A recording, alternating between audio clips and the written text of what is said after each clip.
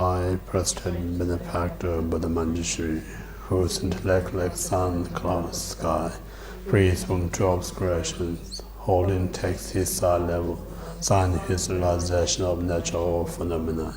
Teaching 60 milliliters turn, he loves all beings trapped in the samsaric prison. Reflect this child, resounding the thunder clouds, which open from ignorance, breaks sand, chant, karma. He holds love soul, which shows suffering, cleanness, darkness, ignorance. Inherently pure, having attained ten Burmese, possess a perfect knowledge, the great Bodhisattva, displaying 112 ornaments, bow down to Manjushri, who limits one's intellectual ignorance. Omara Badana de, Omara Badana, Omara Badana de. Through your loving kindness, radiance your supreme knowledge, completely cleanse the darkness of my diluted mind. Grants me wisdom and clarity to realize this original teaching, sutras, their commentary, shastras. When I wish to realize something clearly, need to make it concord with nature. May the protector Guru Manjushri pray without obstacle. According to particular needs, bring the possession of all sentient beings in mind. May the will of the Mahayana, Hinayana, general work of the Dharma be turned.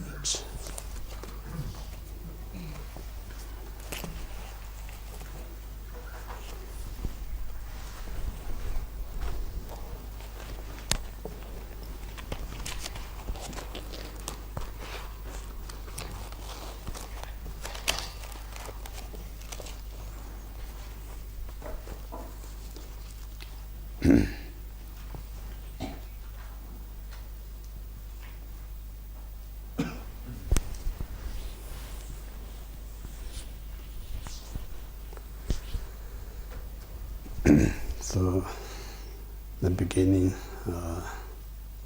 always encourage or recommend create right motivation. So there's we usually call three types of right motivation. The first one, I'm doing this study or retreat or meditation to achieve happiness for this life, and it helped me to have a better rebirth in the future. So that's the first right motivation. And then second right motivation is when we look into this emotion, whether it's positive or negative, neutral, as long as it's emotion, every emotion is a suffering. So there's not just one type of suffering. It's negative emotions is a suffering of suffering. Positive emotion is a suffering of change. And neutral emotion is suffering of progressive. So that means when we having such a great time, and that very moment we are in positive emotion, but this positive emotion not going to last, because the beginning with the sweet and with the sour. That's the nature of the emotion. So in this way, our whole idea as a prime Buddhist practice is to free this emotion state. So once you free these emotions, then there's nothing that brings you suffering entire your life. So it means like this, because I'm doing this retreat meditation, second my own liberation. So there's a second right motivation.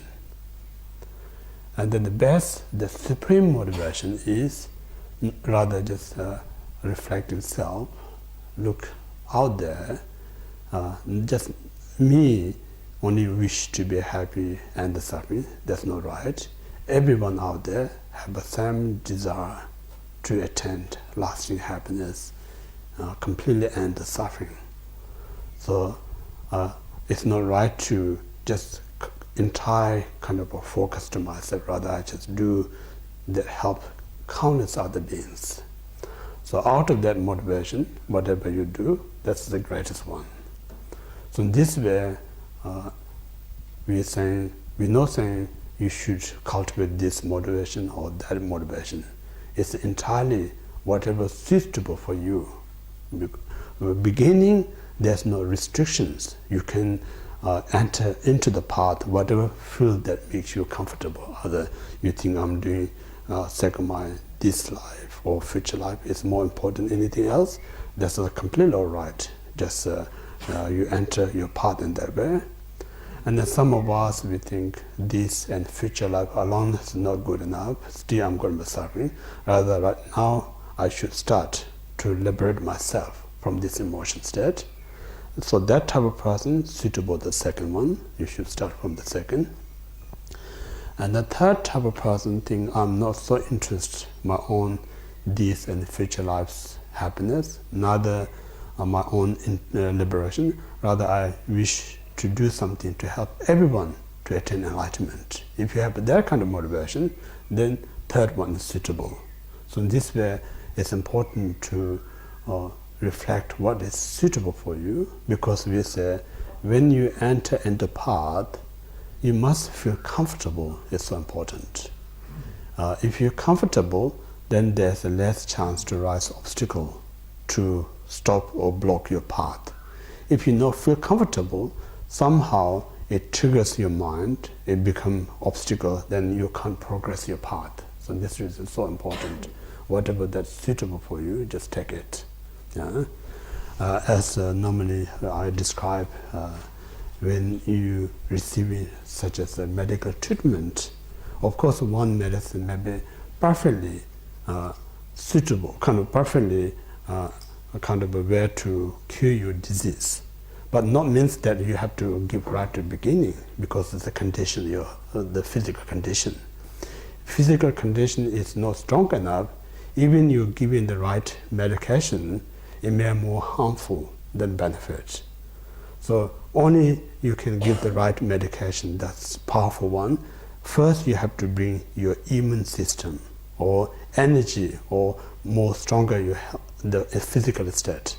So once you're physically strong enough to cope with that particular the strong medicine, then it's right to give that medicine. So similarly, these three motivation are three different types of the dose, your medicine. So beginning, because the one is the best, you should not take if you mentally or physically not strong enough. So in this reason, it's good to choose whatever suitable for you, then bring that motivation. We are saying motivation is always as like a root of the tree. Yeah? Root of the tree is a poison. Then everything grow from the poison, the tree, it becomes poison.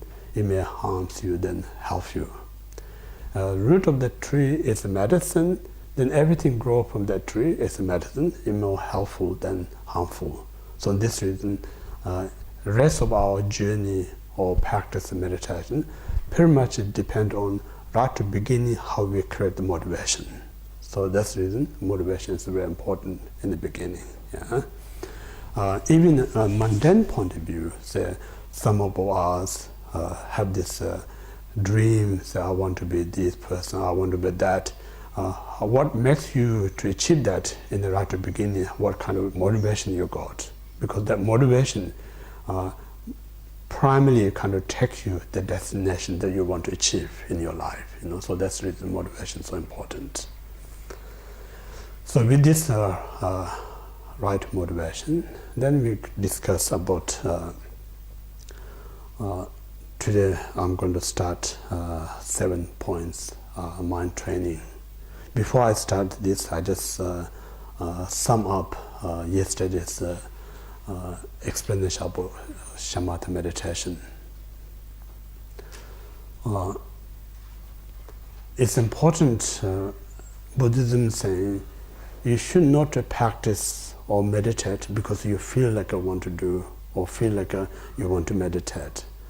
If you just follow the feeling, then feeling is uncertainty. Sometimes you feel like to do it, some other times you don't want to do it. So it becomes like a very unreliable of your practice meditation.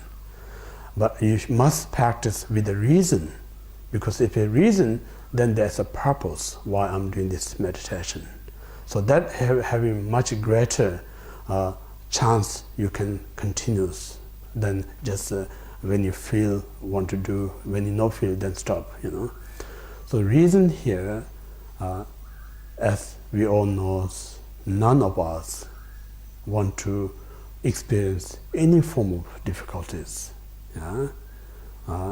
Every one of us sincerely wish to be happy. So about that, we don't need to doubt, we don't need to ask any question. So now, just simply wish to end the suffering, to wish attain happiness, it's not going to come. We all know. Just simply, it's going to be end suffering, just mere wish. Then none of us will experience suffering right now, because how often we have this desire to end suffering. But that doesn't work. So it means like, I usually say, one good news is suffering that we experience not just manifest out of nowhere, no reason, no cause, no condition. Everything that we experience created by its own causes and conditions. So since anything that creates a cause condition, you have a pretty control over it. So in order to control, we need to know actual cause and condition of suffering is important. So in this way, when we live in this ordinary world, how ordinary where we educate is saying your suffering, we saying either you're poverty, or uneducated, or not smart enough, or you haven't got a job, you don't have ambition, and so on and so forth. In our ordinary world, tells these are the cause of suffering. So it appears in that way, because when you don't have much wealth, you feel like a suffering. When you haven't got education, you feel like a suffering. So it appears in that way. But then if you really closely examine, I say, if these are the true cause of suffering, then person out there who in the very poverty, person who out there who's very uneducated, person who out there who hasn't got a job, must be always suffer, because they have all this cause of suffering.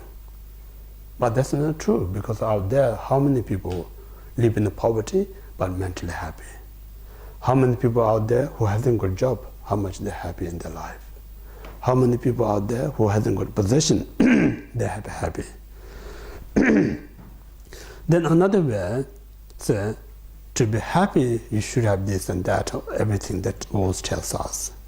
Then again, in this world, some of us, we got everything that world tells us to be happy, but yet we don't have a happiness there. So in this way, if you look closely, the world that explained to us is not necessarily correct. So now Buddhist point of view, saying the poverty, lack of education, lack of job may create some kind of condition makes you suffer. But primarily, these are not the cause of suffering. The cause of the suffering, what Buddhists discovered scientifically and logically, is negative karma. So negative karma is not other than negative mind. So when you dwelling in a negative state of mind, no matter what else you got, world tells you going to make you happy, as long as your mind in a negative state, you may go to every other things, but that very negative mind not going to allow you to be happy. That very negative mind brings you miserable. So in this way, if you look very kind of through the microscope, closely look, what really cause of this suffering is not the poverty, not the lack of job, not the lack of education, but the negative mind. So in this way, what we are saying, this negative karma is the only creator of entire suffering that we experience. So this negative karma again not reside, abide independently somewhere else.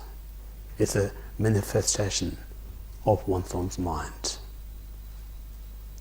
So when we talk about the mind, there is we may talk about the delusion aspect of the mind, and then you talk about the absolute, the purity nature of the mind. Yesterday I mentioned the nature of the mind is like a clear blue sky. So this clear blue sky cannot cause any form of thunderstorm, lightning, cycling, raining, storm, anything. All this happens because the cloud. This cloud kind of mixed with the different temperature, currency, kind of a male or female, whatever you call it, positive and negative, and then it creates all sorts of turbulence. So similarly, this emotion is like a cloud. So when we have this emotion, then everything happening, thunderstorm, cloud, or raining, or storm, cycling, everything.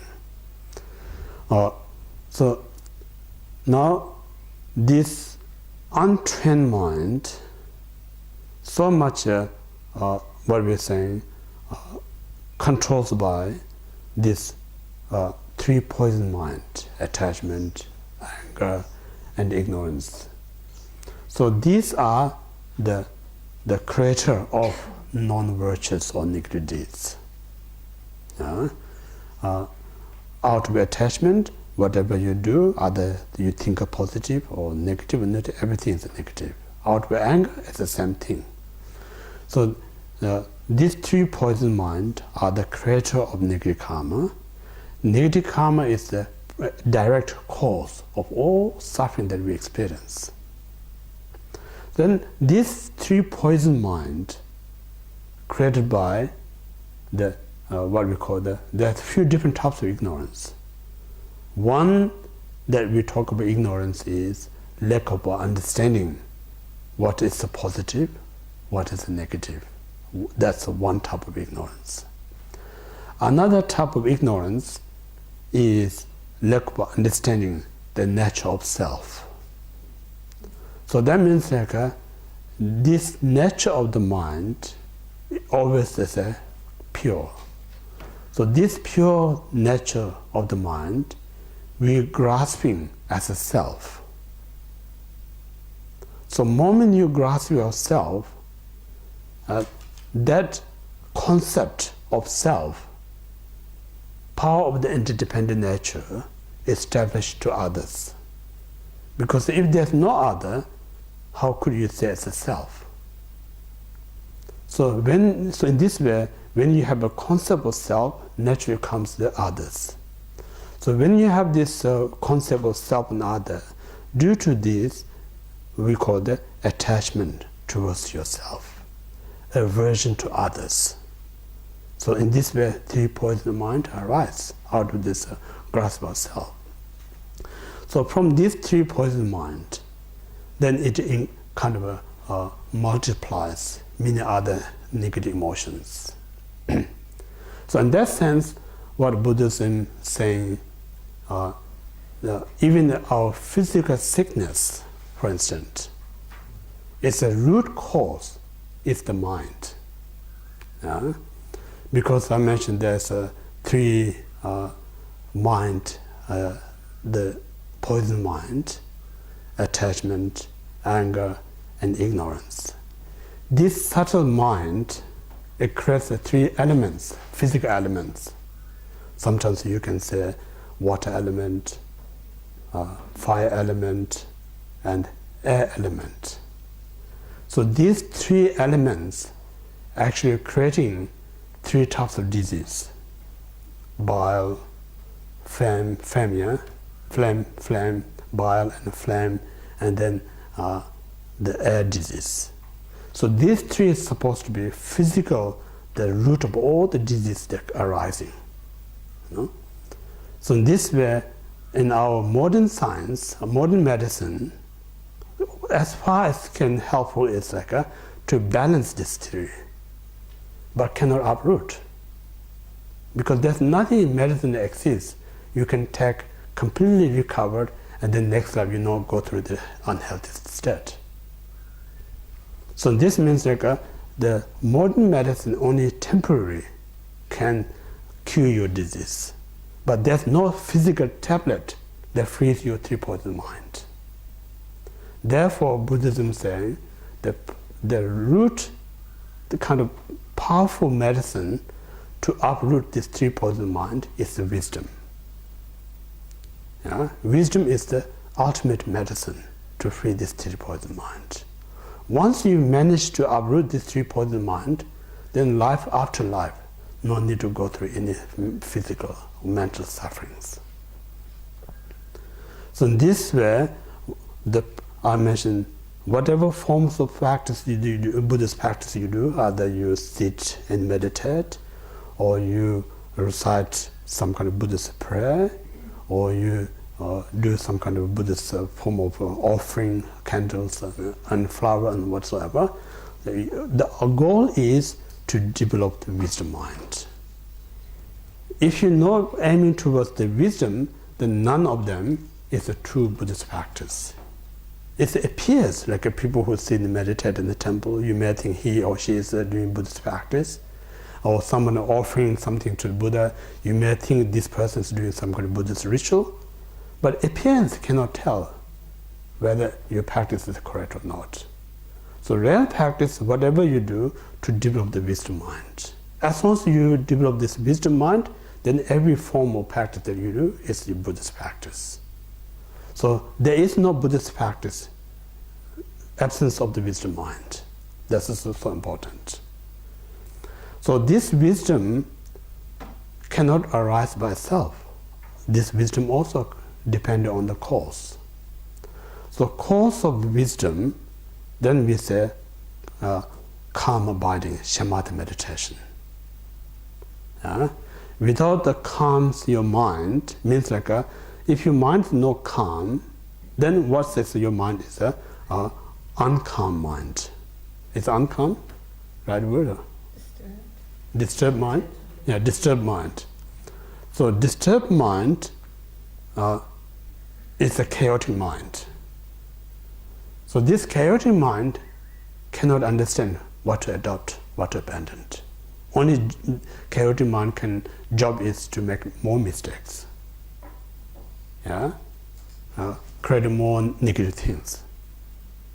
So this reason, to understand the reality of how things exist conventionally, to understand how things exist in absolutely, we need to have a wisdom.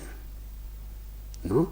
So in this way, the moment your mind free from this chaotic, then you have an opportunity to realize or cognize the reality of how things exist. So in this way, the shamatha is nothing separate from the wisdom mind.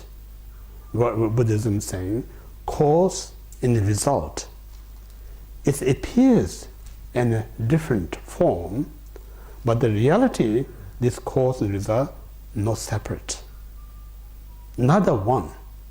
Because if one are separate, then you may fall into two extremes. We call either nihilism or anti-nihilism. So cause and the result is the same if you think. Then when we have a result, still should have a cause. Then cause is going to be permanent.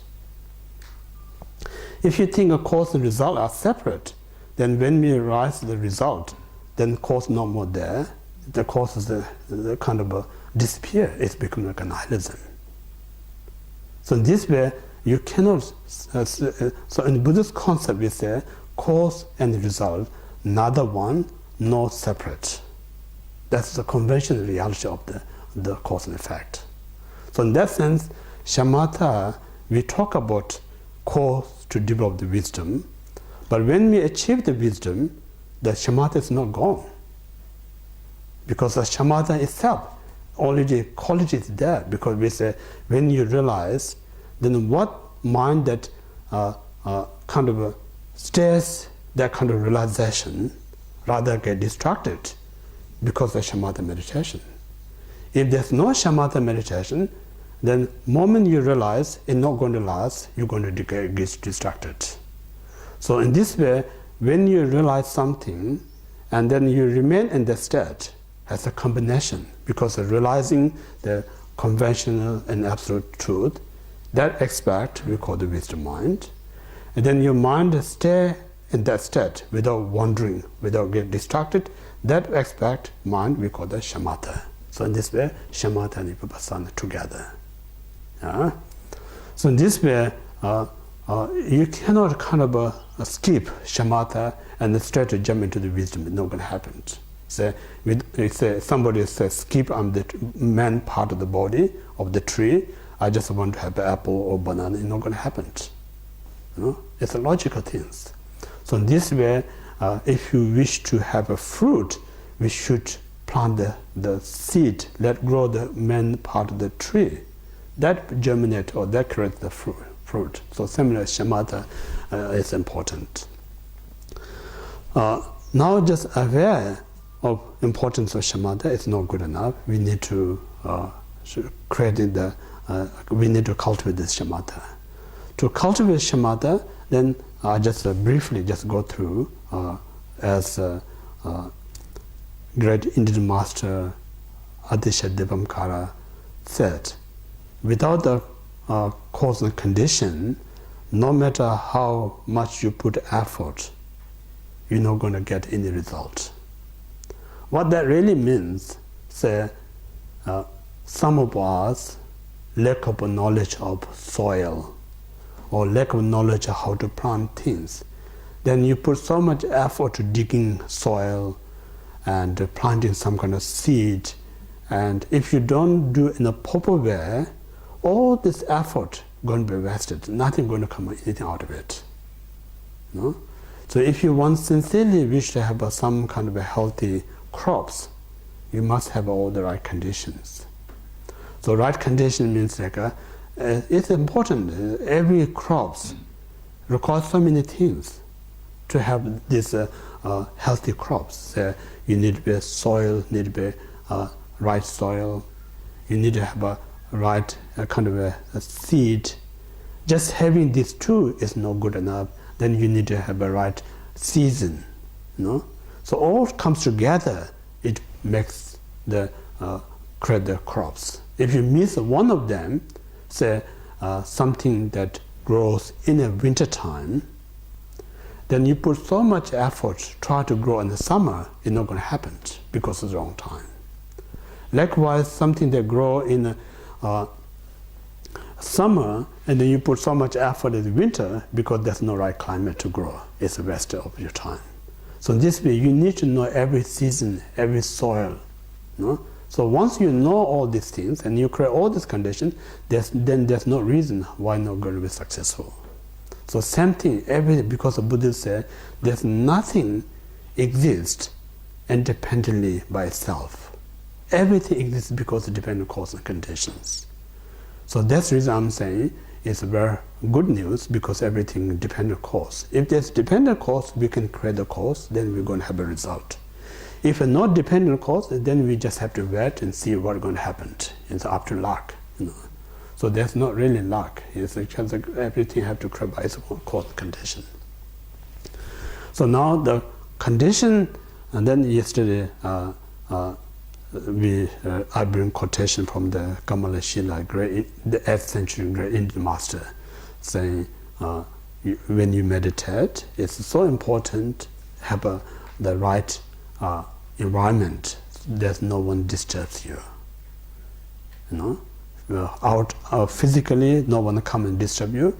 Internally, there's no many sort of get disturbed. So it's supposed to be, they're saying, place you meditate, it's good to kind of plan room or house or nothing there much.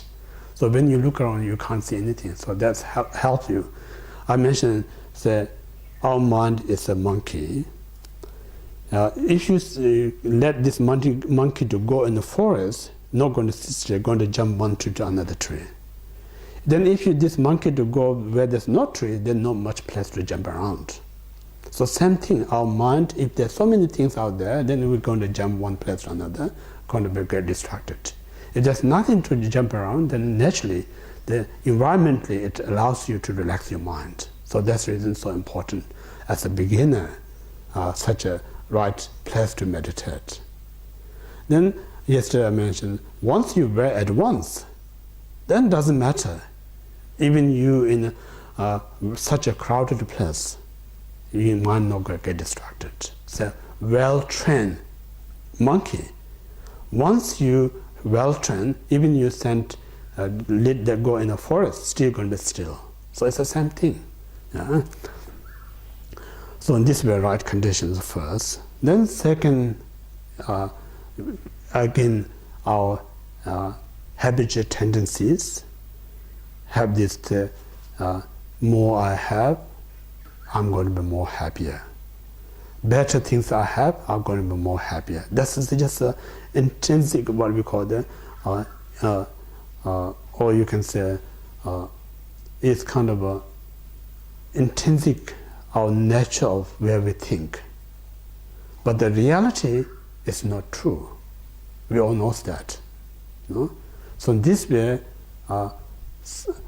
if you look in the past, I had that thought, more I have, I'm going to be more happy. Better things I have, I'm going to be happy. Didn't work in the past. So something that didn't work in the past, then how much you have a confidence they're going to work in the future? So in this way, we just not realize we caught up that kind of illusion. So if you caught up that illusion, you never ever going to free yourself. So in this way, one need to know things that we have are not the cause of happiness. The cause of happiness is our mind. If a mind is not in the right condition, no matter whatever you got, nothing going to make you happy. So in this way, moment you realize that, it's not going to instantly, you detach these things. So that realization is the beginning of journey to liberate yourself. Yeah. So now you have to kind of reconcile, or what are we saying? Your ordinary mind going to come and tell you have more, have better. Then this awareness let say, I really not need these things, because these things not going to get me happiness in the past, never going to give me future happiness. Really cause of happiness is my positive state of mind. Constantly you have to remind that, support that. Then eventually you become more positive, and that positive mind brings you more joy, more happiness. Naturally you have less interest, wanting more, want to have better things. So this is a natural process rather than forcing yourself. So otherwise people have this kind of so much bring this religion concept, because the religion concept is Buddhist, you should not be attached. You Buddhist should be detached. That kind of concept. That's not the truth. Because you're Buddhist, you're not attached. Not means that. The Buddhist I mentioned is based on wisdom. Wisdom realize things that we used to believe cause of happiness. Now I realize these are not the cause of happiness. The cause of happiness is my mental state. So more I become positive, more I become kind, that makes me happy. So when these things make you happy, why not to depend on the other things? Naturally you kind of what we said, lose interest. So naturally losing interest is we call the detachment. So what you're detaching is not something you enjoy. You detach something that makes you miserable. Yeah? So in this way, we need to implement this less desiring mind. Second. And then third, we should be more grateful. I sometimes say, even you're very sick physically or mentally, normally how could you say, I'm grateful I'm sick? It's a miserable state. But I say, where are you thinking? As we human beings, live in such a rich nation, when we get sick, very easy to get treatment, receive the treatment. Just think about if you live poor country. When you get sick, there's nowhere you can go reliable hospital to see the reliable doctor, to find the reliable medicine. So if you look at that point of view, we are so fortunate in this country when we get sick. So even in sickness, you can bring gratitude. Then why we can't bring gratitude where we have other things? So in this way, we know where we train our mind, that makes a vast difference in your life. Without the mind, you look at something out there, you're going to find what you want, never ever going to succeed that want. That's a Buddhist conclusion. That's how discovered. So in this way, sometimes we may say, lacking something, say, I haven't got enough food to cook because I'm busy to my job, no time to buy things. Don't be kind of disappoint yourself. Reason I haven't got food, not because I haven't got money to buy, because I'm just busy, no time. How many people out there who hasn't had any money to buy any food? So at that point of view, we should be grateful. So in this way, many things we take granted, we not appreciate. Lack of that, we make ourselves miserable. And so in this reason, we should be grateful. Everything in this country, we should be grateful. This is important. So that's the third one.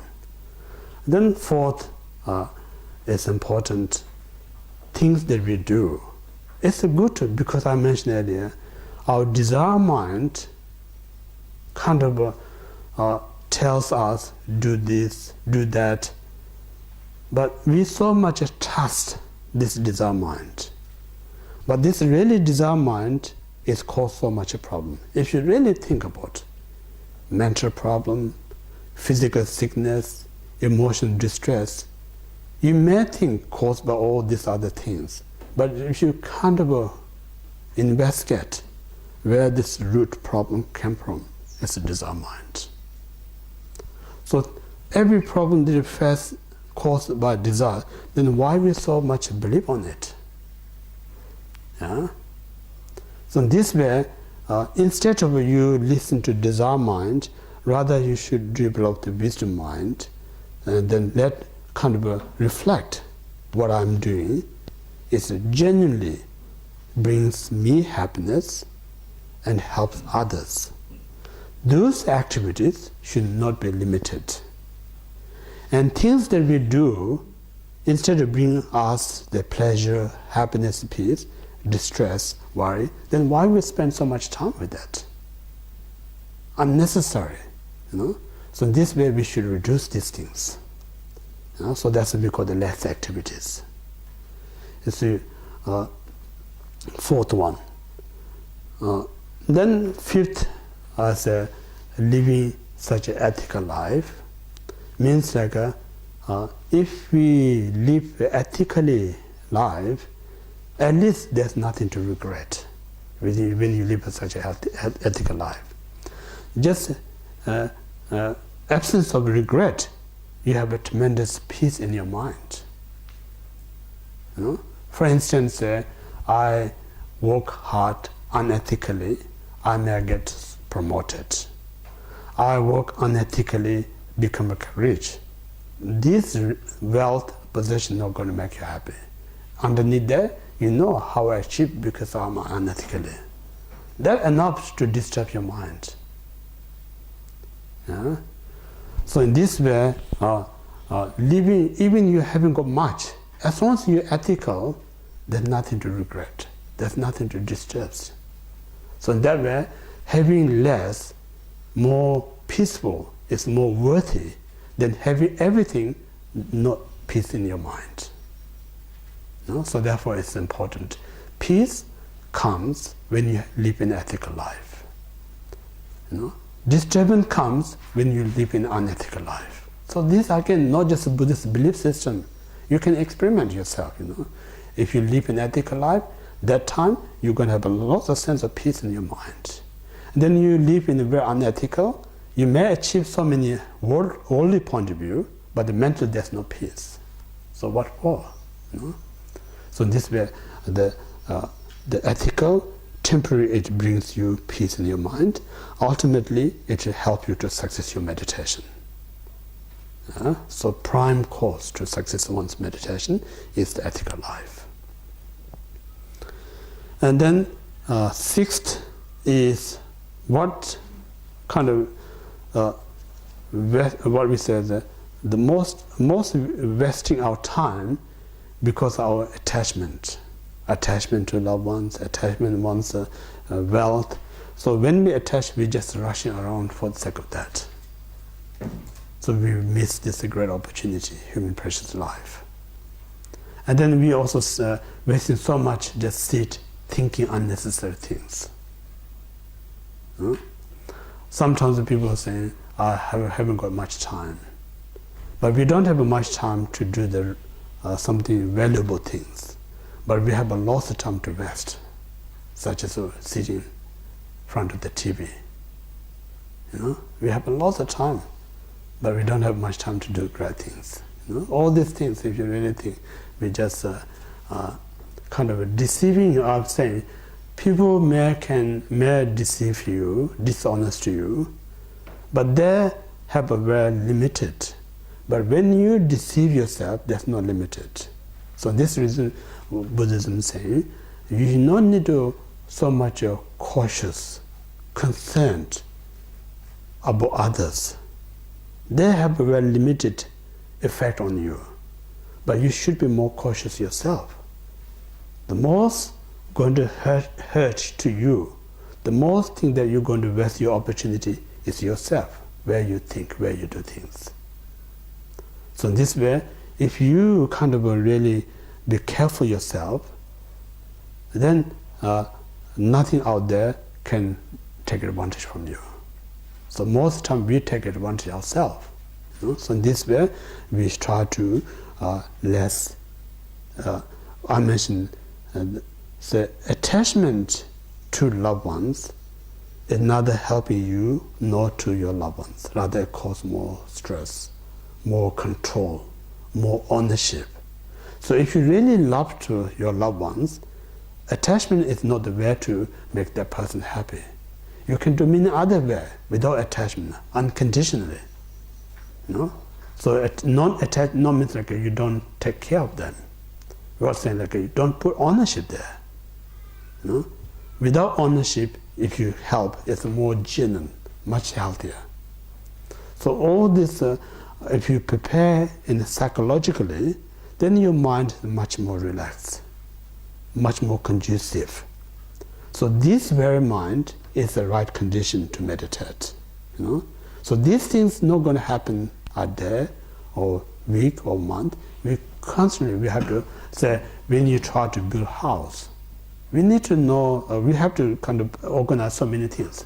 How to build architecture, we need to find out how to get all these material things, and how I get the finance, all this. So once you got all these things, then you're right time to build your dream house. So similarly, when you meditate, people think, soon you jump into the cushion, it's going to happen by itself. It's not going to happen by itself. You have to create all the right conditions. That's the previous great masters, expert, how they train. So they are the very expert, because they're not wasting any time how they explain things. So if you want to sincerely achieve such a quality meditation, then we should accumulate all these right conditions are important. So these are the conditions. Now, with this condition, now we have to start to build the meditation. So first step is, I mentioned yesterday, placement of the mind. Means like try to train your body.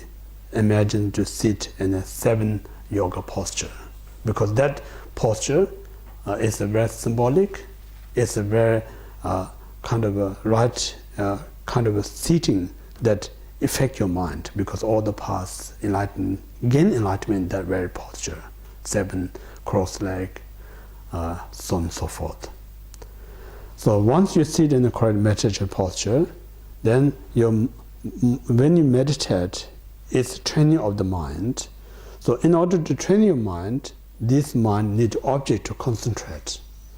So in the Buddhism saying, the object of shamatha meditation is all phenomena. You cannot find one object that is not suitable for meditation. But then some of you maybe think it's a bit contradicting. Yesterday I said, flame is not right object to meditate. Here we're saying all phenomena is object of meditation. What I'm saying is, as a beginner, our mind so kind of easy to distracted. So that type of mind is not right to meditate something, object is not solid, moving object, get distracted. But once you really train and well stabilize your mind, then nothing object can get distracted. So you can use any object. Yeah? What we're saying is when you first learning how to drive, don't try kind of big engines. It's too fast, easy to get get accidents. But we're not saying you should not drive this big engine forever, because once you get expert, then you have a control. You know the experience. You can drive any kind of a fast car. So same thing here. For beginning point of view, you should not try to fast kind of object. You should just object is a very stable object. Yeah. So if you look on that way, it's not contradicting. Yeah. So that's the first. Just try to, because I mentioned when we beginning meditate, we look at object, but we not see 100% that object in our mind. We just see it, but then subtle part of mind thinking of something else, wanting something else. We not get fully picture that. So partially you concentrate, partially you get distracted. So this first is what we need to master is make sure this picture that we focus have a completely reflection that picture in your mind. No, not necessarily a long period of time at the beginning. Just you work hard to make sure this picture is clear in your mind. That's the support. That's the first step. So once you feel like I can really see clear this object, my mind's that very short period of time not wandering. So that's you success the first step. So now you have to move second. Just seeing this picture clearly is not good enough. Now you have to stabilize that. Try to remain as bit longer. So that's what we call the continual placement of the mind. Yeah. So in this way you try and say instead of a few minutes, say 10 minutes or 15 minutes. And then next one, repeat placement. When you try to stay with the object, and then you last for 10 or 15 minutes, and then your mind get wandering. So when you wander, you have to recognize my mind's wandering, and then gently bring the mind back and place on the object. So repeat again, you know. So it means like you still have this enthusiasm or interest to meditate, but mind's somehow habit of our old habit start to dripping away. So then you just bring back. And then that's the third one. And the fourth one with the close placement of the mind. So more you try to bring the mind back from wandering, then somehow it mind less wanders. The moment you think of a wanderer, you no need to put effort, instantly come back to the focus. This we call the close placement. So in this way, eventually, of course, we as ordinary beings, we are training mentally and physically, we get exhausted. So that time, instead of stopping and then avoiding meditation, think about the the outcome. If I meditate, think about all the great enlightened beings say, so many wisdom, so many knowledge, so many kindness, immeasurable. They have immeasurable kindness, knowledge, and wisdom. These great quality are result of the meditation. Yeah? Without the meditation, none of this exists, these great beings. So in this way, think, I'm even as ordinary person, but I have a same opportunity, same potential to have all this knowledge and qualities. So why I wasted this opportunity? So just realize how fortunate I have this opportunity. So in that way, somehow it inspires you. So when it inspires you, then much easier to continue the meditation. That's the fifth, I think fourth or fifth. Sorry? Not sixth yet. Fourth or fifth. Fifth, yeah, thank you. And then sixth one is after you inspired, and then you again meditate long period of time, and then you get tired. Then it's that kind of may put you off. So that time, if I stop meditate, my mind not going to stop. I can stop my meditation, but mind not going to stop. So mind's still going to be very active. So this active mind, where is going to go if I don't meditate? It's only going to go more negative than positive. You know? So this negative brings me things that I don't want, things that I have fear, things that I have a concern. Then why I let this mind to go?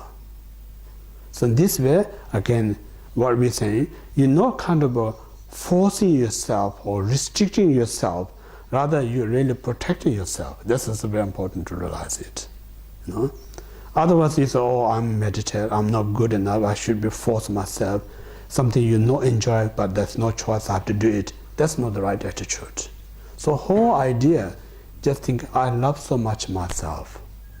So when you love so much to yourself, then why you allowing that mind go out that harms to yourself? That's not really love. If you really love, you have to take responsibility to protect your mind. So all I'm doing here, not restricting myself. All I'm doing here is just simply protecting myself from negative thoughts. You know? So in this way, then you that awareness allows you to come back to your mind. Yeah?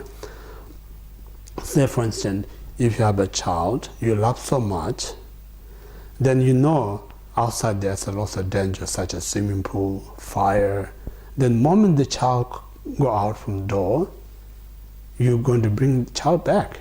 The reason you're going to bring back, not because you try to restrict your child. Not that's the reason.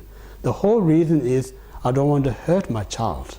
Because if I let go, then it's going to be jumping and swimming and get sunk, or fire can burn. So I just simply bring my child back to the home instead of protecting my child. So same thing, my mind, I'm not restricting myself, just protecting my mind. This is important awareness. You know? So in this kind of a step, if you implement while you meditate, then eventually what I'm saying, nature of the mind is always pure, but temporary mind is diluted. So constantly bring that mind back is removing this what we call the delusion mind. So more you bring your mind or with the object, naturally it frees more delusion mind. So more you free the delusion, mind become like more clarity. So this very clarity mind, then going to aware or cognize or realizing how things exist, its own nature. So that only time now you know the nature of phenomena. Until that, we're not knowing the nature of the phenomena. So when you reach that state, what I sees, what you sees, what others sees, we all going to have the same conclusions. Because it's not influenced by any my personal desire, anger, jealous, and ego mind. For instance, I yesterday mentioned 2 persons or 3 or 4, when they get drunk, they're all going to have a different opinions after they get drunk. The next day, all of them hang over. There's no kind of intoxicated their mind. They're not going to be argument. They all see the same things. So it's actually, at the moment, we all have a different opinion, different ideas, because of whatever the mind that influence. So once you remove that, we all going to have the same idea. So that's how it works. So these are just sums up yesterday's explanation about Shamatha meditation. So now we start this 7 points mind training.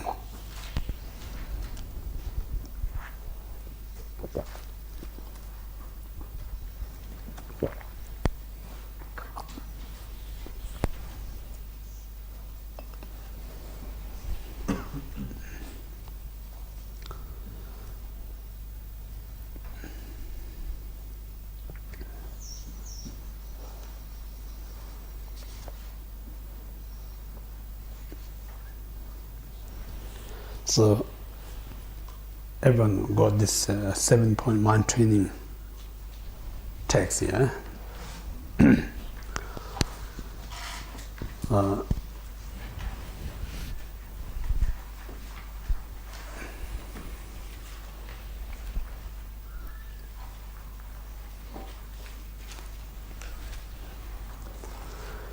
So root text, homage to great compassion.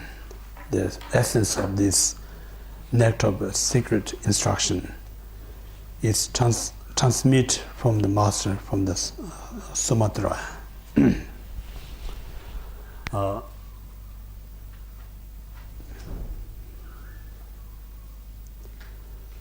So in the beginning,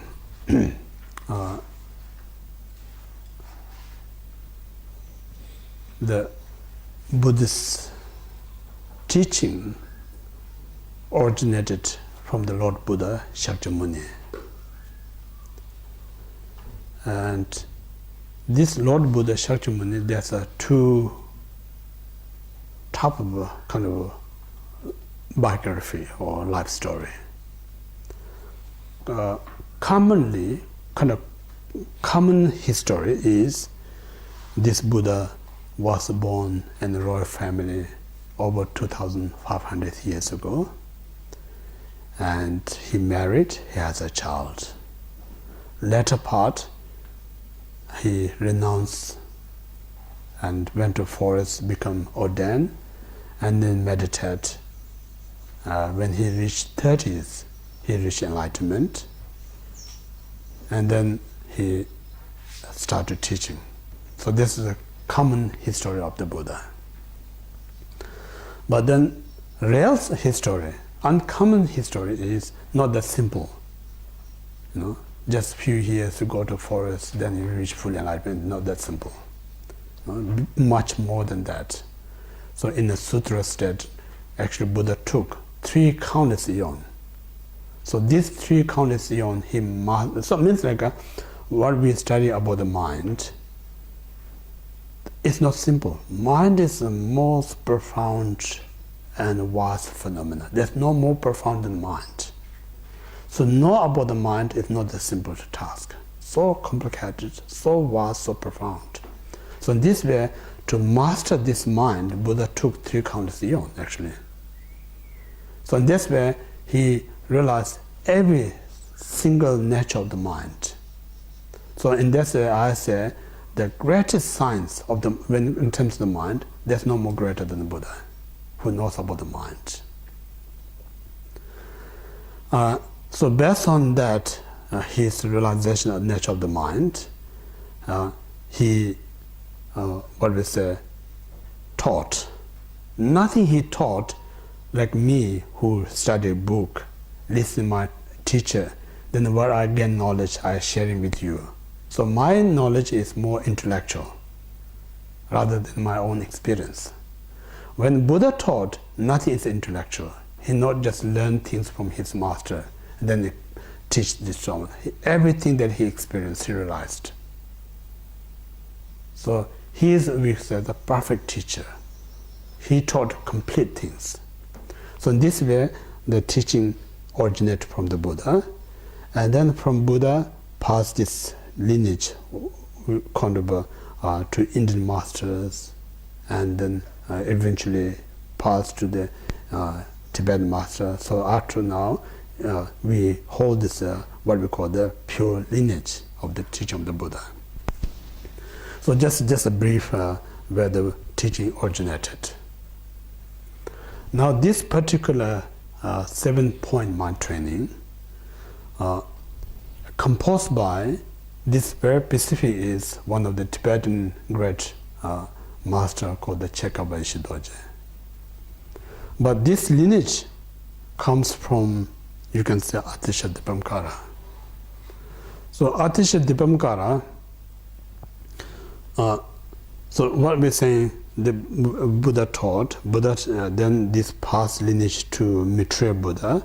So Maitreya Buddha, this lineage come to, you can say, we can talk later on Selingpa, and then Selingpa to the Atisha. So first, Atisha was born in Bengal, eastern part of India, in the royal family. Then he somehow renounced his royal comfort, and then he entered the monastery. He became a great scholar.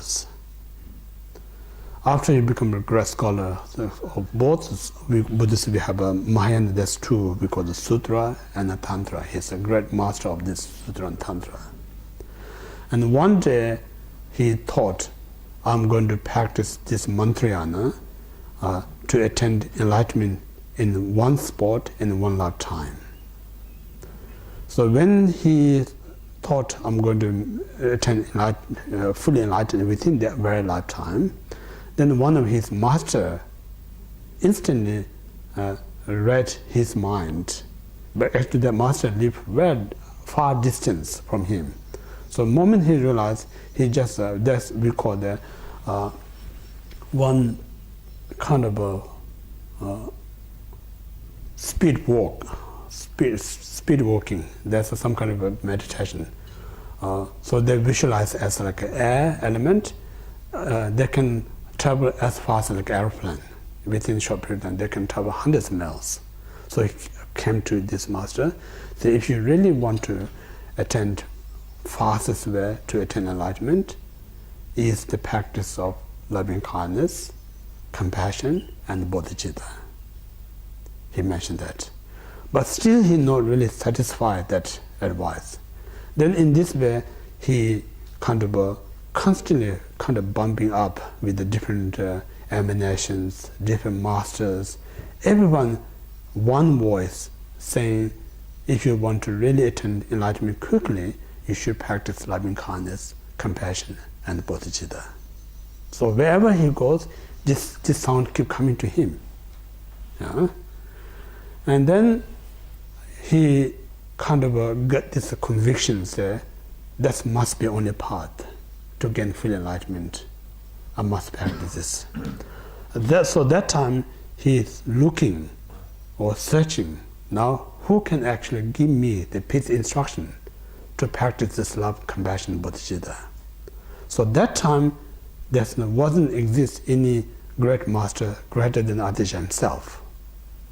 Then someone says there's a great master living in Sumatra, the kind of Indonesia.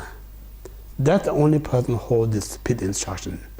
So the moment he hear, then he start to travel to Sumatra to meet this Selingpa.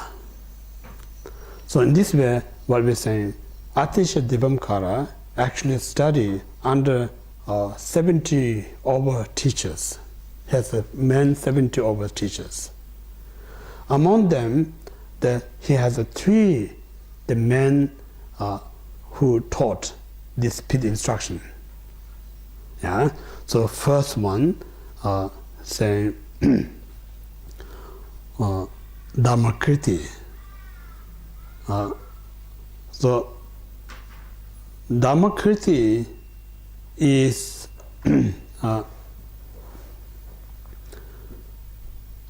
his practice more kind of a Theravada, but way of his life more like living the Mahayana traditions.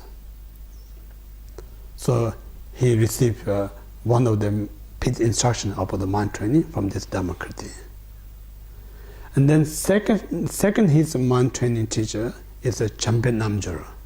So Champen Namjara means like a yogi of loving kindness. So this master primarily always meditate loving kindness. So what he practiced become his name. So loving kindness yogi or meditator. So in this way, it's a second his mind training teacher. And then third, the most unique or uncommon instruction that he received mind training is the Selingpa.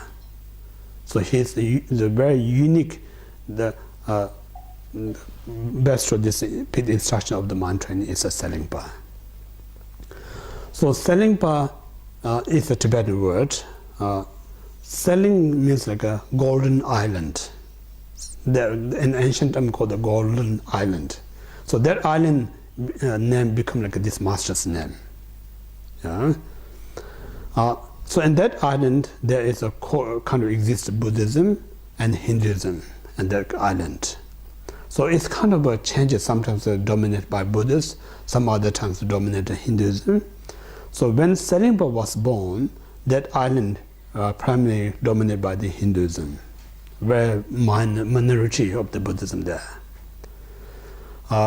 Because human, when we talk about human mind is so controlling, you know. So what we say, religion itself may not kind of emphasize to this kind of unity or whatever way, but human, when we attach, say I'm Hinduism, I'm Buddhism, I'm Christian, so that very attachment causes a complex.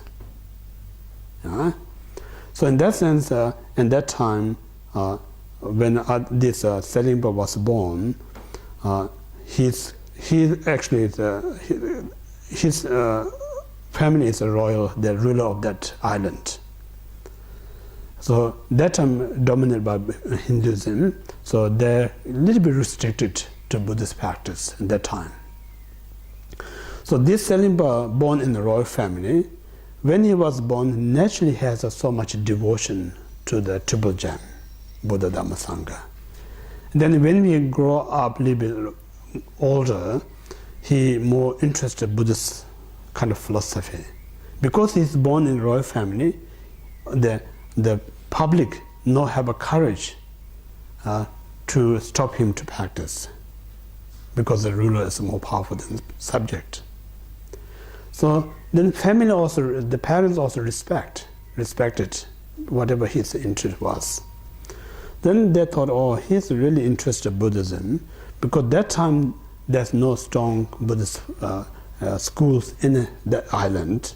Then they decided send him to India to further study about Buddhism.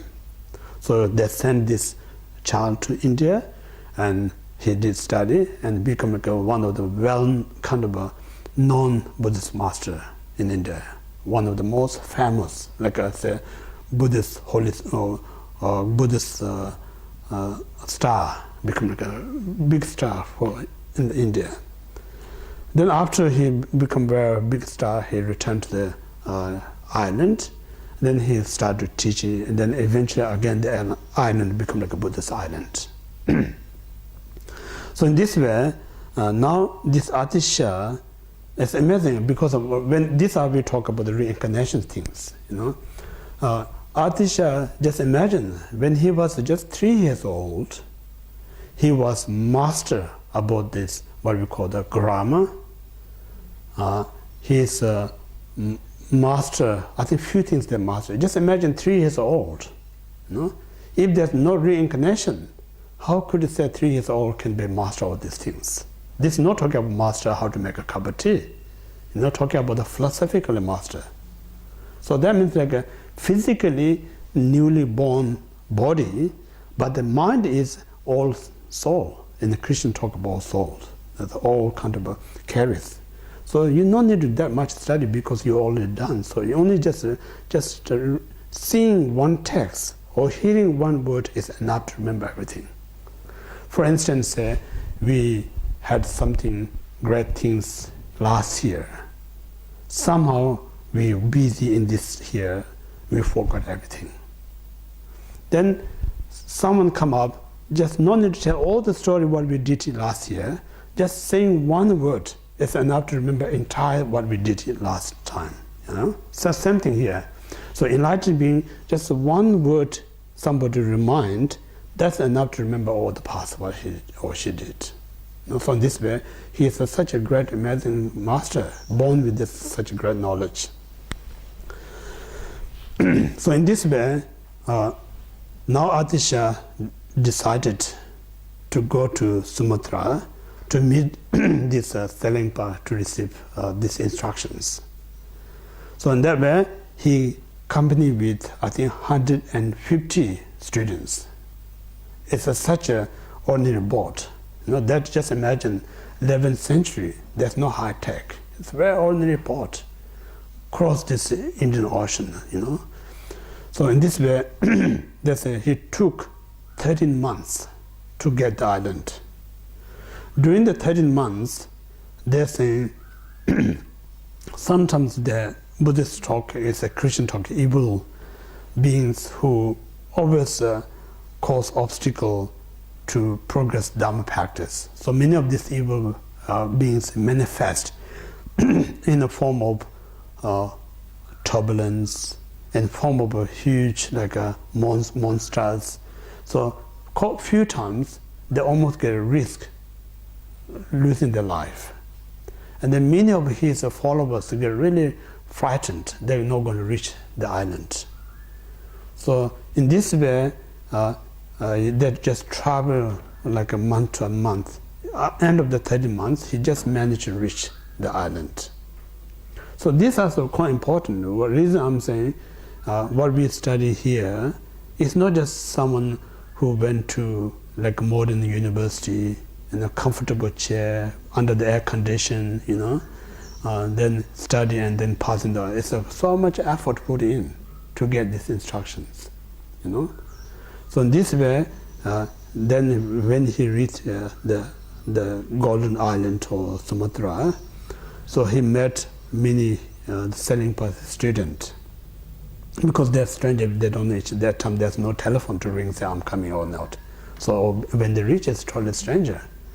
So they met a few students of this Selengpa, and then 14 days they're discussing about the Dharma with the students. So they're really impressed. So they thought, we are so lucky, the top Indian master traveled all the way arrived on our island.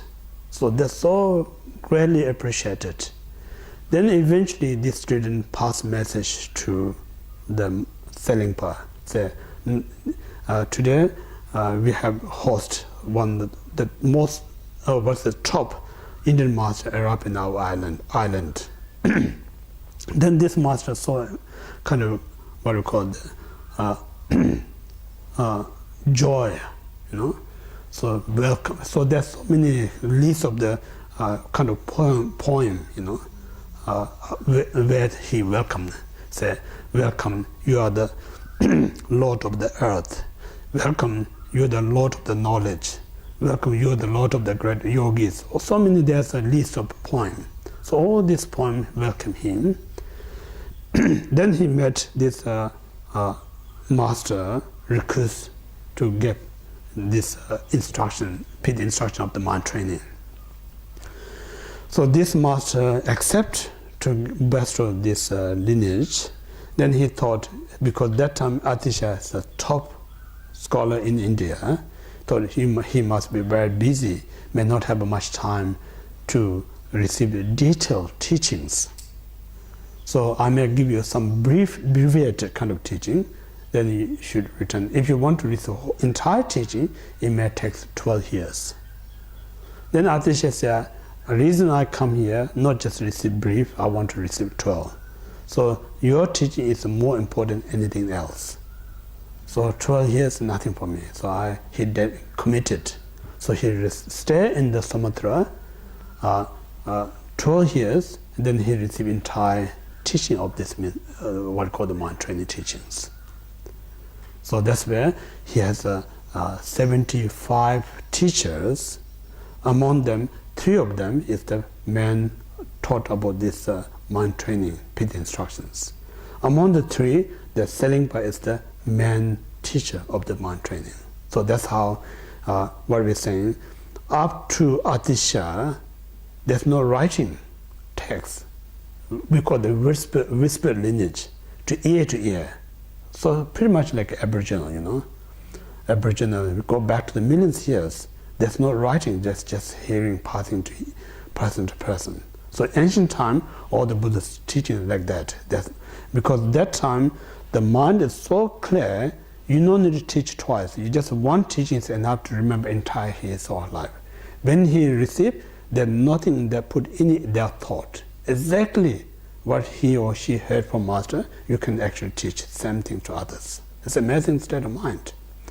So what they're saying is that we're not just talking about in the old time, that type of mind exists. We're not talking about each and every one of us have the same potential if we train our mind.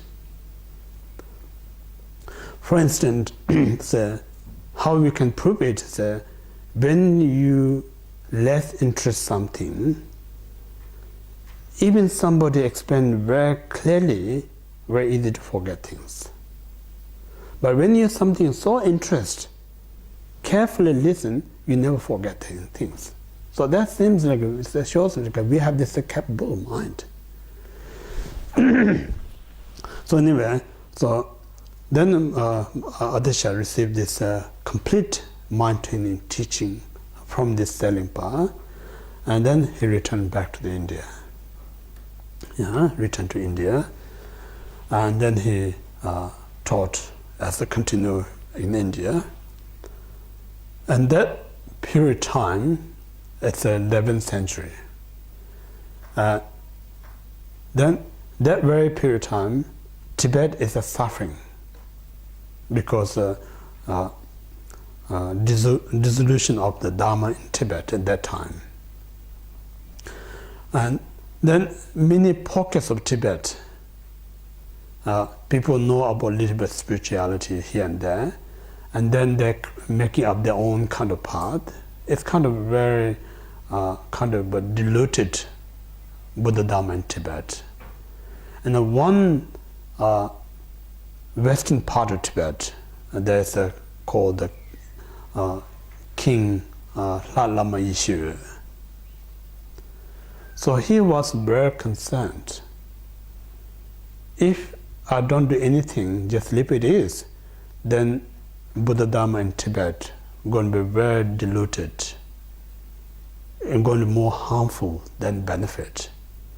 So I should do something to reestablish the authentic teaching in Tibet. So in this way, he researched what's the best way I reintroduce the Dharma in Tibet. And then that time, the top master that living in India is Atisha. So previously, they sent few invitation, but he always refused.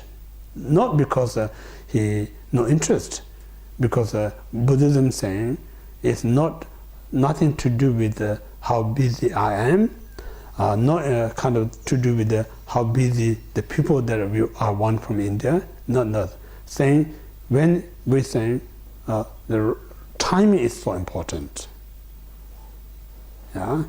So in that time, maybe Tibetans are not ready.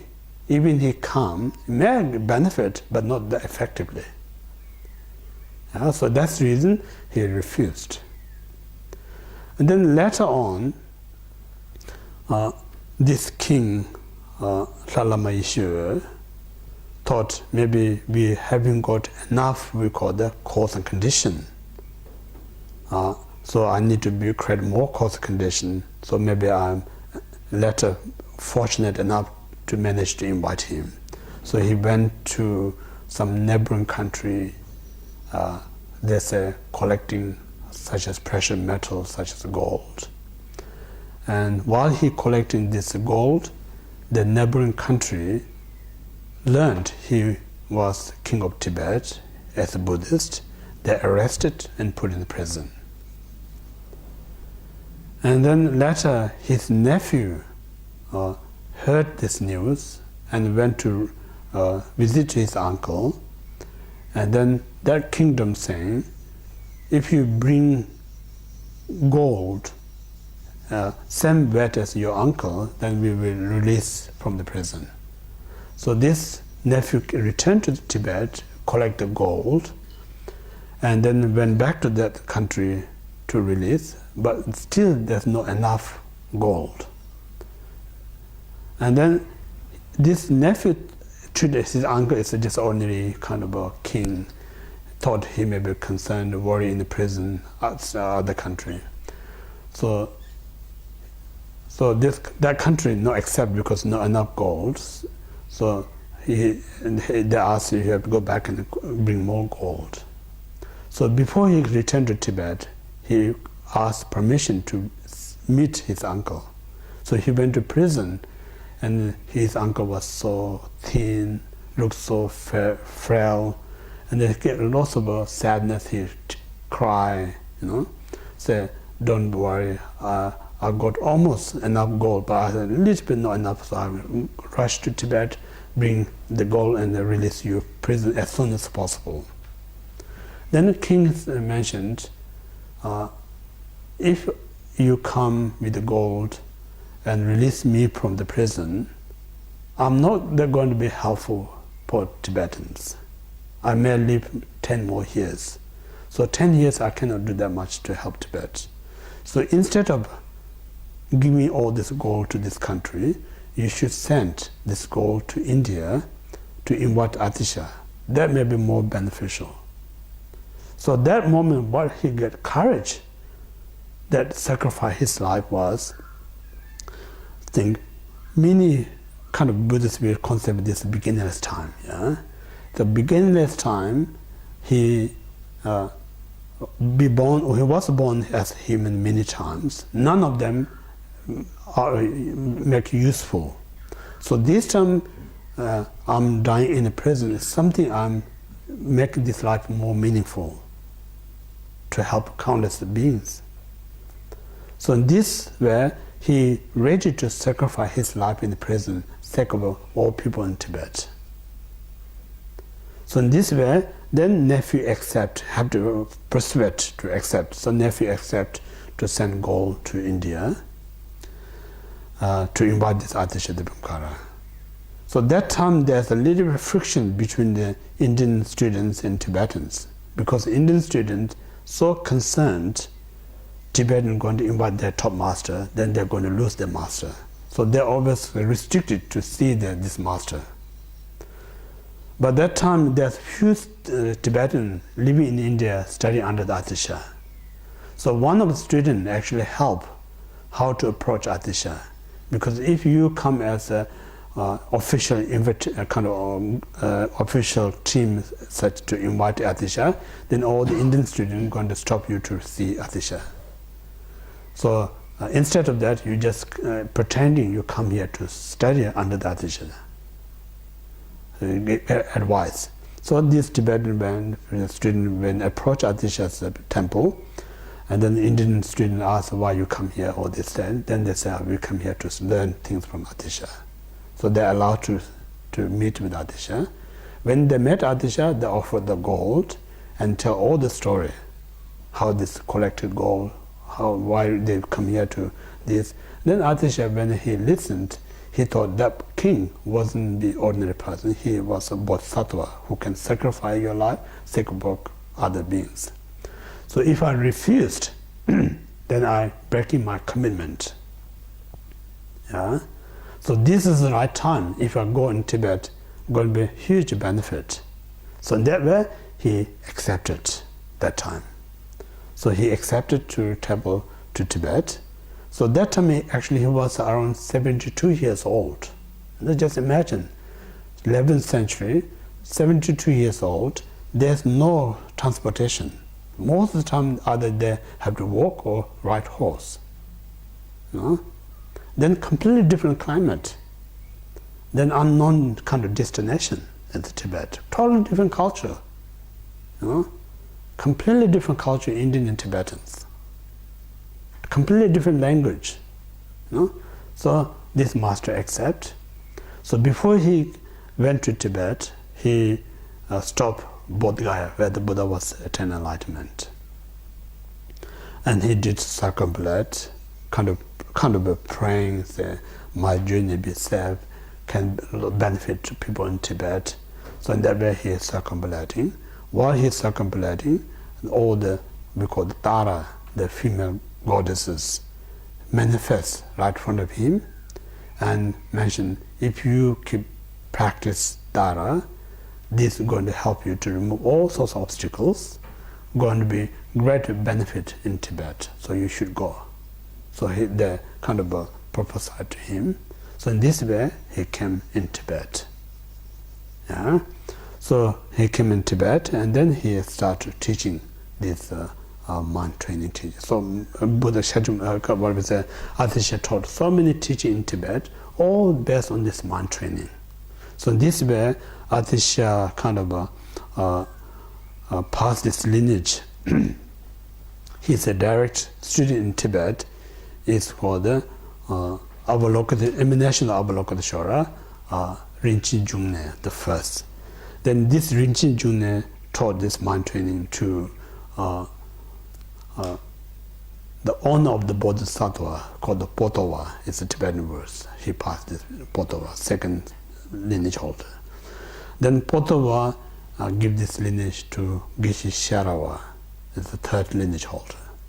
So this Geshe Sharawa gave this teaching to Chekawa Shidoje, fourth lineage holder. So Chekawa Shidoje, then first time he write down these teachings. After here is a ear lineage, whisper lineage. So this Chekawa Ishidoje actually composed this 7-point mind training. So this is how came about the 7-point mind training from India.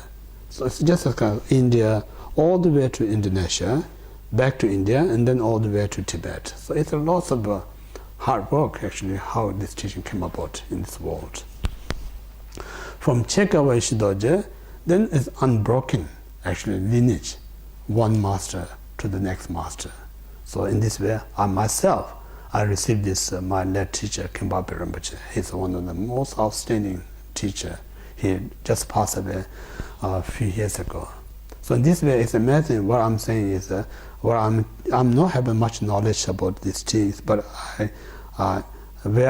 from whom I received, the master is an amazing master. So this master go back to his own master, right back to the Atisha. So that's the amazing kind of unbroken lineage. It's so important. In the Tibetan Buddhism saying, lineage is so important. So it means like what you're hearing right now from my voice, so same way I hear this from my master. So he also hears same way his own master. Go back to the Atisha. If you really think it's quite amazing, it's unbroken, it's a direct transmission. So this is just a brief explanation of the history about the mind training. Now, the mind training itself, the 7-point mind training. So first one is preliminaries, the first training. I just go through the topic. Second one, main practice, which is the training in the bodhicitta. And third point, transforming negative circumstances into the way of enlightenment. And fourth point, showing the utilization of practice in one lifetime. Means like how integrate this practice in a single lifetime. Fifth point, evolution of mind training, more like a perception of mind training. And the sixth point is discipline of the mind training. And the seventh one is a guidance of the mind training. So in this way, there's 7 points. So first, the preliminaries.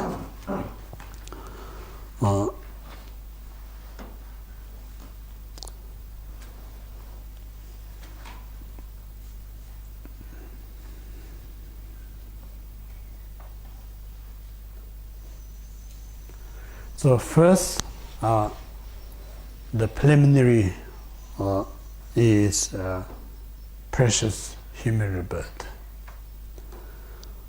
So this, again, I think it's stated in one of the sutras.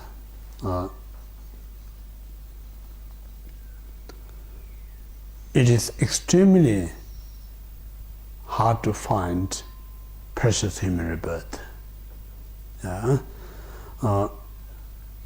Once we lucky enough to have this precious human rebirth, so this precious human rebirth provide us every happiness that exists, temporary and ultimate. So while we have this excellent opportunity, if we don't take advantage, this opportunity not going to be lost. Once you lose this opportunity, it's very hard to find again. So this is just brief. First, how to find precious human rebirth. So now I go a little bit more detail on it. So I mentioned when we say unpracticed Buddhism, people have a different idea. Unpracticed Buddhism means like you more see more culture part, you more see more religion part. But whatever you see is in a more culture part or religion part, not necessary, they are genuinely practiced Buddhism. So I mentioned the Buddhism, what we're practicing is we call the Dharma practice. So when we say unpracticed Dharma, what really is telling us is, I mentioned this morning, every suffering that we experience created by the karma. Karma is created by the delusion. Delusion is created by grasping of self. So when I say practice Dharma, means like I'm doing something to realize the nature of the self. I'm doing something to free this delusion mind. I'm doing something to free this karma. So when you practice Dharma, you're really uprooting this grasp of self, delusion, karma. If you do sake of that, then you're really doing the practice Dharma. Instead of that, I say many in Buddhist country, they're considered as a Dharma practitioner, but the reality, they make lots of mistake. What they make mistake is I'm offering so many great things to the Buddha, give me wealth, give me possession, give me fame. That's not the right Buddhist practice. Reason, because when you get wealth, when you get possession, what it really causes is increase your desire mind. So at the end of the day, what you're saying is like, I'm offering these things, give me cause of suffering. You know? That's not the Buddhist practice. So back the Buddhist practice means like things that cause me suffering, help me to free that. That's the Buddhist practice. So this reason it's so important to differentiate, you know, what is really Buddhist practice, what is not Buddhist practice. So in this way, I mentioned earlier, Buddhist practice is no other than wisdom practice. So wisdom practice means like recognize the root cause of the problem and you penetrate to uproot that. That's the Buddhist practice. You know? So in this way, so important. So now to practice that one must have as same as every other things. You must be free all the obstacles, you must have all the conditions. If you not have these two, you're not ready to practice anything. Yeah? So in this way, we need to look at yourself, whether I have the right condition to do this practice or not is important. If I'm not ready, not means I have to stop practice, but it means like I need to prepare to be ready myself. Saying if you're planting flower or making garden, you have to check the soil. The soil is ready to plant these things or not. If it's not ready, then you have to create the right soil to be ready to make ready to grow all things. So in this way, we talk about say why we call the precious. Precious can be many things. One, precious means like a very rare. Say diamond, we say is precious. Gold, we say is precious. Apple, we say is precious. Because these metals, materials, not many as other materials. So because rare, they're precious. But the human precious, not because we have a very small number of people. What we're really saying is our mental condition, what this mind can achieve. If you look at that point of view, that kind of mind who is so capable, so intelligent, that type of mind is very rare. So these things I'm going to come more. So first, we're saying to practice Dharma, make sure we don't have any obstacle. Practice Dharma, make sure we have all the condition. So we again, as a take it granted, we don't realize how fortunate to have this opportunity to practice Dharma. So how we are aware of this is saying when we talk about sentient beings, within the sentient beings, I mentioned yesterday, it's important when we do meditation, two things are very important. First, analytical meditation. So really to thoroughly kind of really investigate about one's own life. And then through this investigation, one going to realize how fortunate I am, So in that point of view, then without further investigating, now this fortunate life, I should not waste it.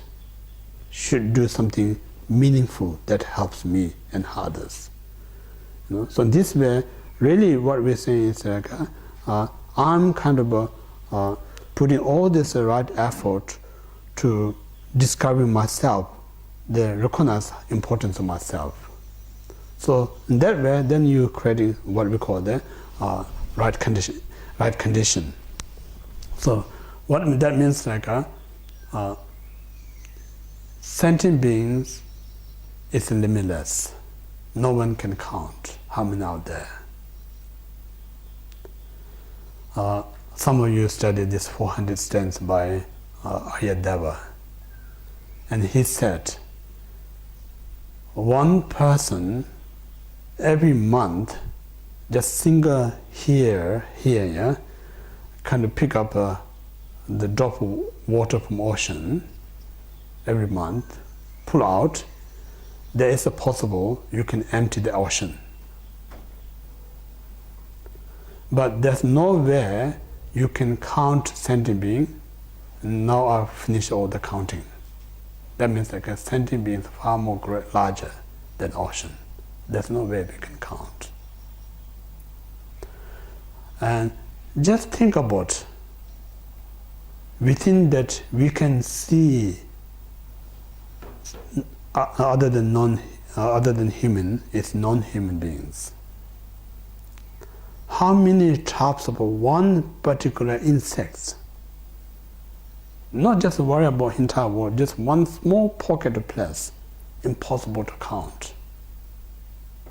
So if you think about entire world, there's just one type of beings, is uncountable.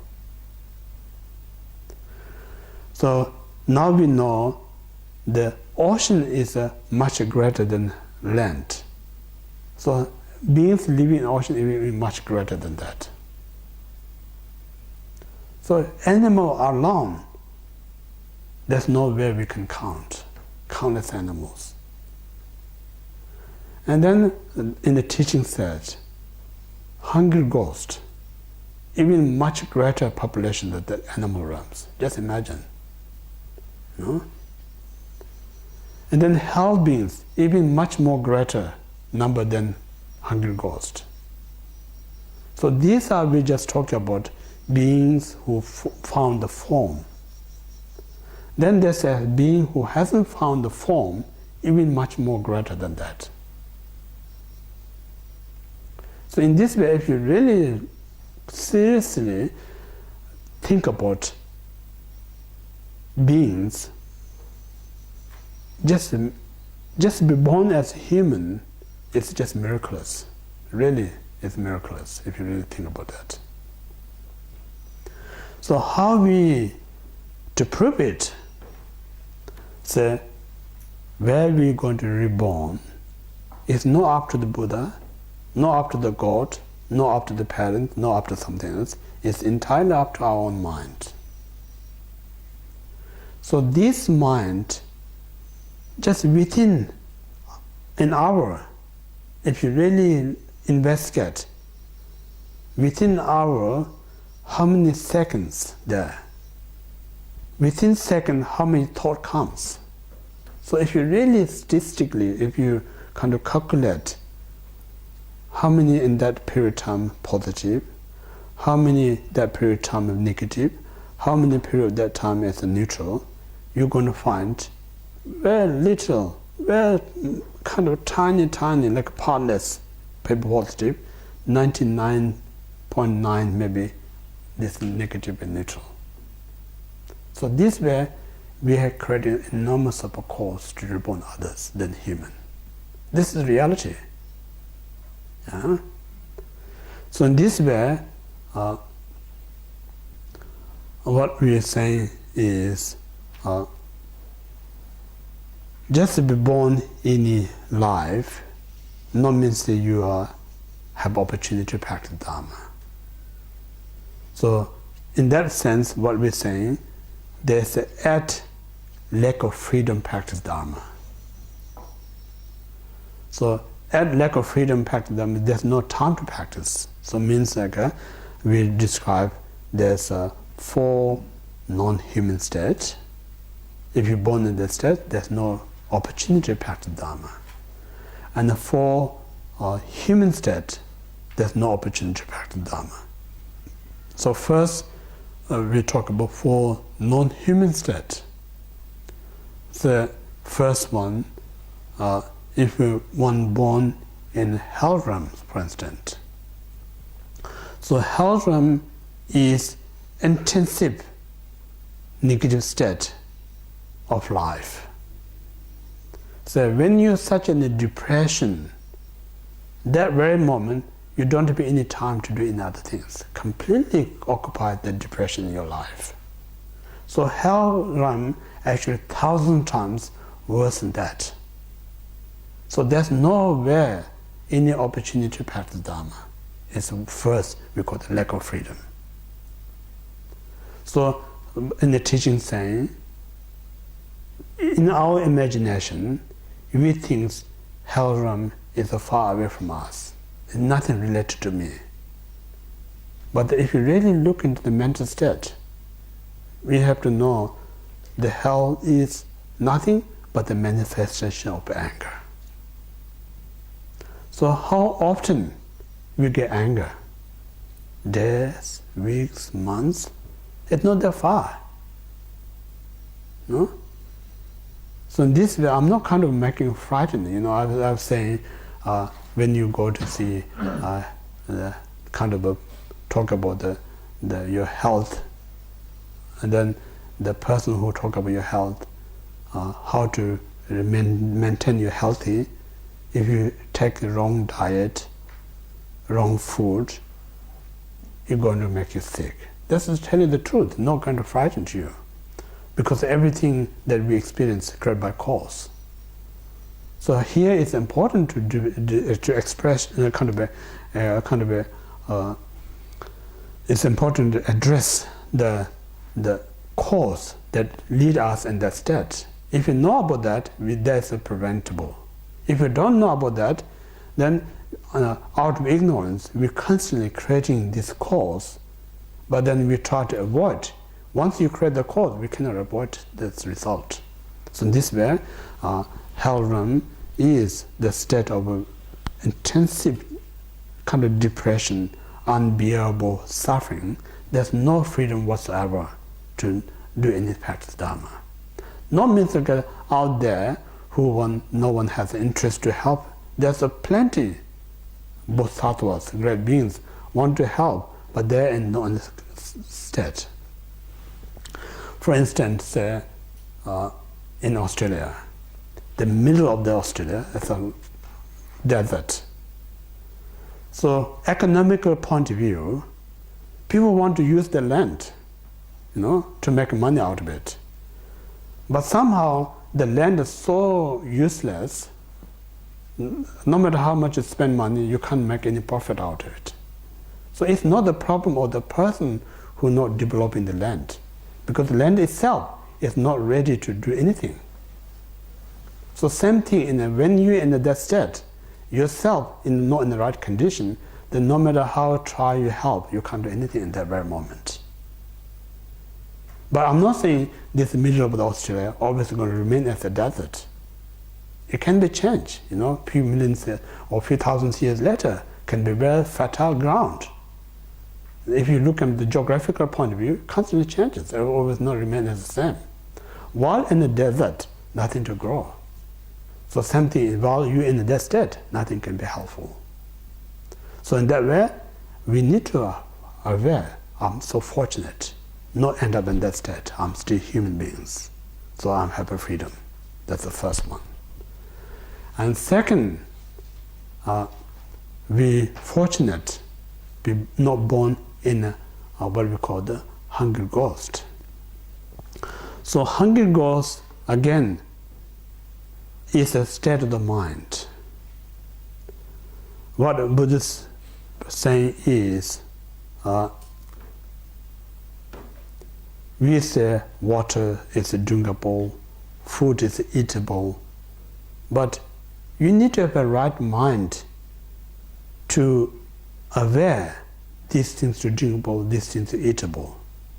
If you're not in the right state of mind, even food right in front of you, you're not going to see as a food eatable. Yeah? So these hungry ghosts, they have a mind seeing this object, but they're seeing something not eatable, not drinkable. But they're completely hungry and thirsty. That state of the mind exists. So just imagine someone who lives entire life with hunger and thirsty, there's nowhere to relax and practice and learn Dharma. Imagine ourselves when we are so hungry, so thirsty, we get distracted, we cannot concentrate.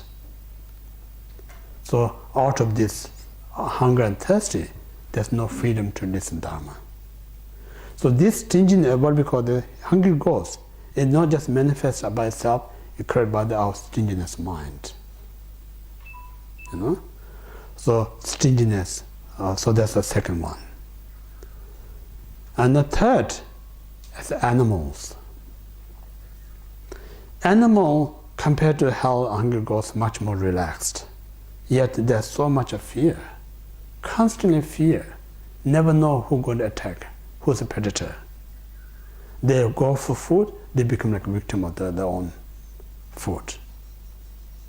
I usually say, when we live in such a nice environment, we hear these beautiful birds singing song. For us, as human, we hear beautiful kind of a sound. But this very sound will threaten to insects. That's kind of horrified this sound. Like we almost in an African jungle, and then suddenly you hear the tiger or lion roaring. You're not going to see it's a beautiful sound. So So that kind of constantly live in a fear, uncertainty. There's no freedom to practice. And then sometimes we say animals are very intelligent, they know about season, they know about how to make a nest. There's a cunningly born intelligence there, surviving, but on top of that, how much they progress, very limited. Very limited. So at that point of view, we are lucky not to born end up that right now. So cause to reborn animal is ignorance mind. Ignorance that we're not knowing what is right, what is wrong. Lack of this awareness, we just think of our life, things that help to us, we constantly abandon them. Things that are harms to us is very attractive, we constantly adopt that. So in this way, we constantly develop this ignorance mind. So this very ignorance mind actually does damage our mental attitude, what we call the mental attitude or mental state. So once you damage this mental state, then this mind will manifest like animal realms. So in that state, say, no matter how you love your animal, you teach such as important things like loving kindness, compassion, they can feel you're doing something good, but they cannot learn that much as a human can learn. So that way, they have a lack of freedom to progress their practice, progress the knowledge. And then fourth, we say some local God, yeah, G-O-D, God. Somehow, previous life, they may committed powerful, virtuous, positive. The result that they may have this extremely comfortable life. When you have a so comfortable life, immediately they say it's become an obstacle. Then you're not concerned anything. But while you're having excellent time or great life, but this not going to last. We're saying when you shoot arrow in the sky, it can go so high, but it cannot go forever. It only can go high the power that you shoot. Once they exhaust, have to come back, returned. So same thing, that's God beings, power of the virtue, they have this excellent life, but that time, now you not regenerate virtues. You just enjoy everything you create in the past. Once it runs out, it falls down. So this way, say, some of us, when our life is going everything wonderfully, then we're not really concerned about Dharma. We get distracted. You know? So I notice sometimes, some of our members, when they have a good time, disappears from center. Then started some kind of worry, this returns. So this is, like I said, it's good to have a good time, but good time is important to realize the credit of virtues that we committed. If you really want to last that kind of enjoyment, we constantly create the cause. It's very important. If we enjoy, same time we create the cause, then this enjoyment is going to last. Instead of that, we just enjoy and then we not create anything, eventually going to run out. Yeah? So in this way, God being is a lack of freedom, because that thing is perfect, then they're not interested in anything to further develop. So these are because of four non-human states. There's no opportunity to hear or practice Dharma. So in that way, you need to aware, I'm so fortunate, no end of this four state. These are not far from our mind, because I have all this seed in our mental continuum. No? So that's four. Then four we call the human state. The first one, if one born as we call the barbaric land. So you're human, but you don't have any concept how to respect your parents, don't have any understanding to respect your brothers and sisters. So appearance as a human body, but the mental attitude virtually as like animal. So that state of mind, there's nowhere you can explain them what is good, what is bad. They're not going to understand. So in that way, lack of opportunity to practice Dharma. Human realms, first one. And then second one, how many out there, people who born mentally disabled? I'm not discriminating, or disrespect, because there are most people, most kind need for them. But in their point of view, when you're born as a mentally disabled, that person physically there's a human body, but mind not capable to progress anything. It's a completely lack of freedom to practice Dharma. So again, we're so fortunate not born and that mentally disabled. Third one. Second one, yeah? And then third one, wrong view. So some people have a completely wrong view. There's nowhere you can help. So stubborn, fixed. Again, there's so many out there. So we're fortunate not in that state of mind. So the third one. And the fourth one, for Buddhist point of view, the teaching of the Buddha always not going to be there. Comes and disappears. So time of there's no teaching exists. Even we born as a healthy body, healthy mind, then there's nothing we go out and hear the Dharma. So in that sense, we are so fortunate, born in the right time. Still we can hear the Dharma. So if you really carefully, these are we talk about analytical meditation. We're not just pointing this ordinary object and telling this is gold. We're not saying that. What we're saying is like, we should recognize the gold is a gold. Don't treat this gold as like ordinary metal. So it means like we are precious.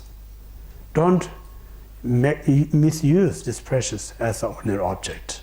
This type of, it's very hard to find it. So in this way, first we need to learn these things.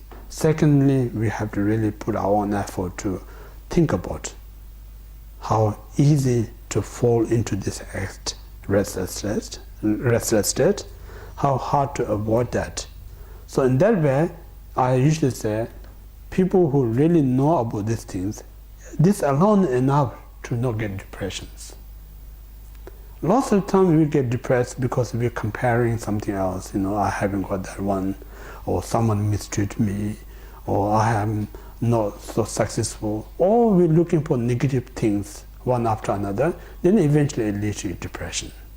So you're making your own miserable things, rather than recognize who you are, how fortunate you are.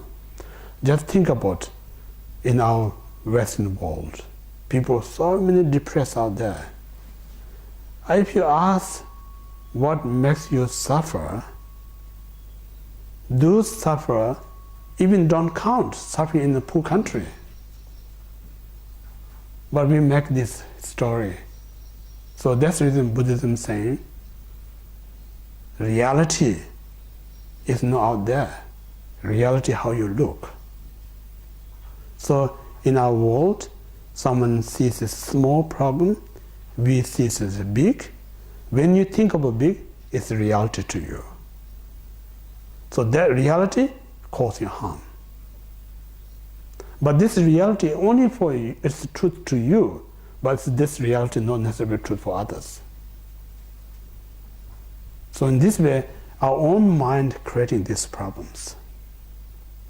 So that's what I'm saying, when you have a power to create this problem, then you also have to be aware, I have a power to resolve this one. That's important. So this kind of first we call the meditation, to realize how fortunate have this freedom to do the right things. To finding this freedom is very hard. So think again more and more. So that really motivates you. I should not waste this opportunity. And then in many of us, where we brought up, we so much emphasize over one life. We not talk about much about past and future. Again, think about, when I die, it's going to be the same like when we blow up the candle, going to be blackout, or something continues afterward. It's good to think about it. Yesterday I mentioned, physical enemy you don't need to kill because they have a limited life, eventually going to die. But the mental enemy is not going to die by itself, continues. So in this way, what Buddhism is saying, if we aiming something greater in the future, the present happiness is already there. When you focus so much on present, then exclude the future. So this reason is so important. Sake of the future, I do the right things. While I'm doing the right things, that very moment there is a pleasure, there's happiness. So one thing does two benefits. So this is important. See, just looking, what's the time? 2011. What time am I supposed to stop? 10:30. Oh.